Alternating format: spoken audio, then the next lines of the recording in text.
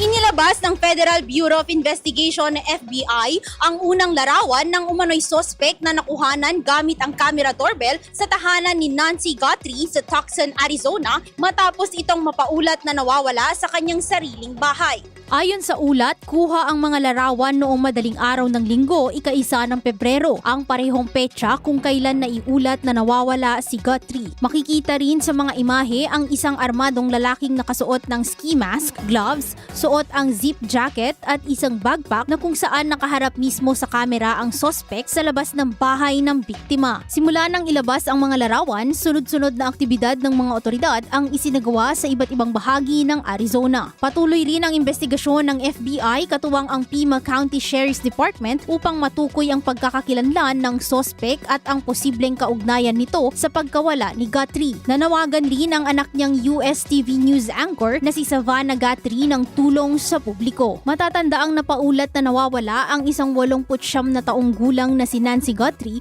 noong ika-1 ng Pebrero at hanggang ngayon ay hindi pa rin ito natatagpuan. Sa kasalukuyan, wala pang inilalabas na karagdagang detalye ang mga otoridad hinggil sa kaso. Hinihikayat naman ang publiko na magbigay ng anumang impormasyon na maaaring makatulong sa kanilang investigasyon. Para sa IFM Foreign News, ako si Idol Zarina Franco.